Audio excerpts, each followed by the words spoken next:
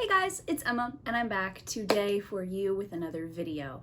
And today I want to try and start a little something new. If I recall correctly, I want to say it was either last year or the year before that I made a scary books recommendations video, and I would like to try and do that annually. So maybe not like in general scary books, but books that are scary that have vampires in them or have ghosts in them, or just something specific that I can do once every year. And I would like to start this new series off with its second episode of werewolf books.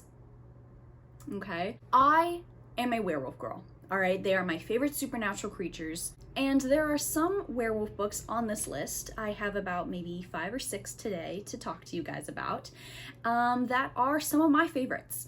And these are in no particular order whatsoever. Before we even get into it, I would like to know, what's y'all's favorite werewolf movie or werewolf book? Please give me some nice recommendations down below, because I found my niche. I have found something that I love to read about, and I want to be able to read more, because looking back at my Goodreads list, I haven't read that many, which is incredibly surprising and honestly very disappointing. So with that being said, let's get right into the recommendations.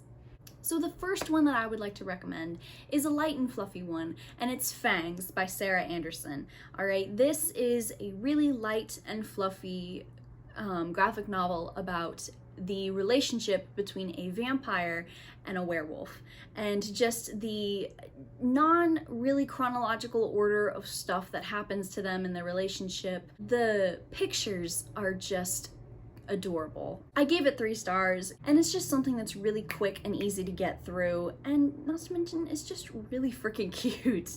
Next, oh my goodness gracious, this book is probably one of my favorite horror books in general, okay, and that is The Wolfen by Whitley Strieber. I have talked about this non-stop whenever I can, okay? This is about 2 detectives that are trying to find the perpetrator of these really grisly murders until they may or may not stumble upon a clue that ultimately makes them the hunted. The Wolfen, I gave 4 stars, okay? It chilled me to the bone. The trigger warnings for in here, I would have to say, are probably gore, a lot of gore, honestly, death, and animal death, because I mean we are dealing with animals here. The Wolfen themselves are just so unique and scary in their own way. We get POVs from them, and this book honestly scared me to the point where I couldn't read it at night. Like the slightest creak in my house terrified me. All right, the Wolfen had a hold on me, and it still low-key does. It has that old kind of vintage, almost campy vibe, but I think if you like An American Werewolf in London or Dog Soldiers or The Howling, I think you'll really like this book. Next, oh my goodness, I've wanted to talk about this one so much. It's Sharp Teeth by Toby Barlow. I read this for the Trick or Treat-a-thon readathon, which I will have the vlog up either before this video or afterwards. Sharp Teeth, it's about these lycanthropes that are living amongst us in modern LA, and just the utter chaos that comes with all of these warring territorial animals and the humans that get involved with them. And I loved this book so much. Okay, there are a lot of trigger warnings that I would put for this book. It's definitely adult. I want to make that clear right now. So the trigger warnings that I personally would put out for those who want to read this book are animal abuse, mentions of suicide, domestic abuse, self-harm, and euthanasia. So if those are going to bother you, you might not want to read this book. However, if you're not that bothered by it, I wholeheartedly recommend this to you guys, because this is amazing. Okay, I gave Sharp Teeth 5 stars. I loved every single bit of it. The sheer lore that these lycanthropes have behind them, and the werewolf politics, oh my goodness, the amount of coups that happen in this book will make your head spin. I don't know whether or not it's written in verse. All I know is that the lines don't go all the way to the end of the page. Okay, so it's really easy to get through, or at least I thought it was very easy to get through. It's very quick, and honestly, I think if you like the Wolfen, you'll like Sharp Teeth, because there are a lot of similarities between the supernatural creatures in the Wolfen and Sharp Teeth. Not to mention just like the intrigue and the points of view from the lycanthropes and from the Wolfen I found to be very similar. Not to mention the ending that Sharp Teeth had. If you read Forever by Maggie Stiefvater, which I think is the 3rd book in the Shiver series, this book, Sharp Teeth, had the ending that Forever wished it had. Okay, it's awesome. It's almost like Burn in a way, because I don't know, just the mystery of, you know, everything that's happening, and you're trying to find out why everybody's doing what they're doing, who's working for who, and what somebody wants with the other person. It's just awesome. I recommend this book with my whole chest. The next werewolf book that I want to recommend to you guys, I have a video for this book up on my channel if you'd like to go check that out, and that is Mongrels by Stephen Graham Jones. This is about an unnamed male character, and he lives with his aunt and uncle, and they are werewolves, and it's all about them living as vagabonds, basically trying to pick up and move from place to place in order to just survive. And it's kind of slow, kind of not, depending on whether or not you're a plot-driven person or a character-driven person. This is mostly character-driven, I would say. The trigger warnings for this that I would put out are animal cruelty and death, because we are dealing with werewolves again, body horror, and gore. Like with Sharp Teeth and the Wolfen, I loved Mongrels because of the lore that was given about these werewolves. Stephen Graham Jones is one of my favorite authors, and he handles these werewolves so well and puts his own twist on them.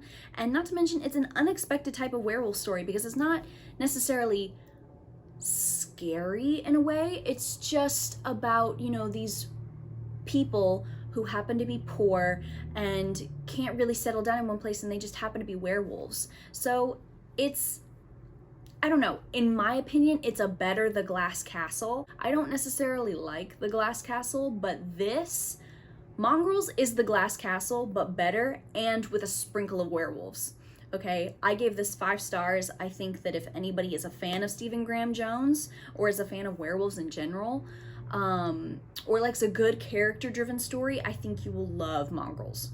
We're nearing the end of the list, but this next one that I want to recommend to you guys is another one that I read for the Trick or Treat-a-thon, and that is Empire of Wild by Cherie Dimaline. This, chef's kiss. I gave it 5 stars. I loved this book. I adore it. This woman named Joan, and her husband has been missing for about a year, and one day she finds him in this old revival style tent, and he does not remember her, and he goes by a new name, Reverend Eugene Wolf. And so she has to enlist the help of her nephew and this old woman in her community that knows how to defeat the supernatural creature that Joan thinks is latching on to her husband and making him forget. And it's all about Joan trying to get her husband back. Now, this book is also adult, so there are a lot of trigger warnings in this one as well. And I would say they are alcoholism, sexual assault, attempted rape, gaslighting, child abuse, racism, and mentions of conversion therapy. Okay, so it is dealing with a lot, but I think it handles it so well. This was creepy as hell.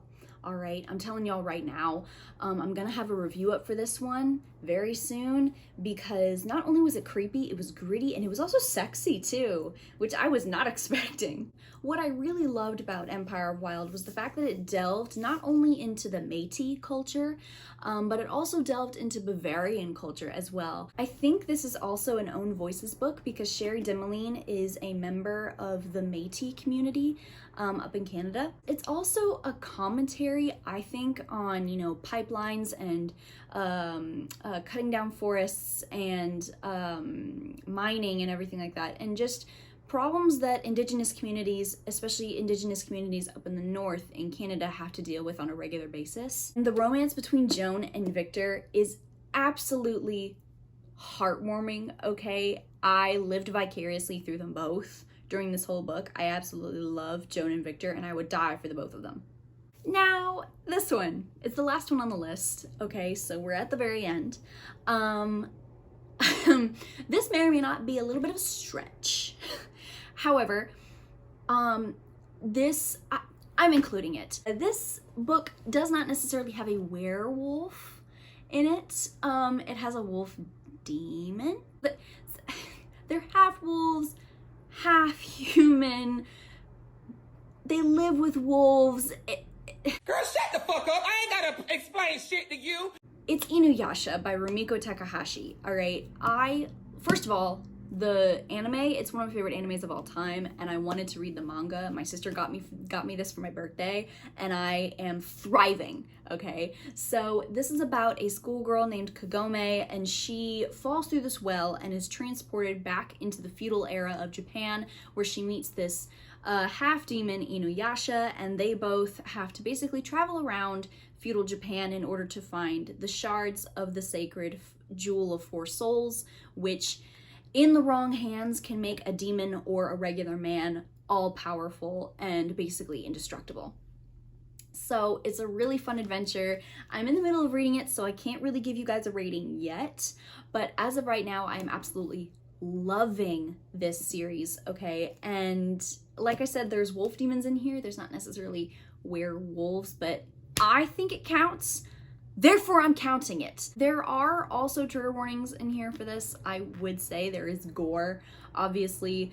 There is animal death because, I mean, this is the feudal era. There are no cars. People are farmers, they have horses, and there's collateral damage, okay? And there is nudity. There is that as well. It's funny, it's fun. The banter in here is absolutely vicariously living through worthy, okay? The tropes in here that I would definitely count this book for would be the friend group trope, the possibly enemies to lovers, and definitely friends to lovers, okay? Like this, looking back, this was my gateway into loving friends to lovers, okay? I love it, and I want everybody else to love it too, okay? Because I want to be able to talk about this with somebody else. So you guys, that was my werewolf book recommendations video. I hope you guys enjoyed. I hope that you guys will take some recommendations from this video, because honestly, I love werewolf books, and I have read some great werewolf books, and I have read some not great werewolf books. But anyway, I have reviews up for some of these books if you'd like to go check them out. You should also go check out my trick-or-treat-a-thon readathon vlog, because I do go a little bit, maybe a little bit more into depth, and also you can get more book recommendations from that video as well. So with that being said, I hope you guys are staying safe and that you guys have a good rest of your day. Goodbye.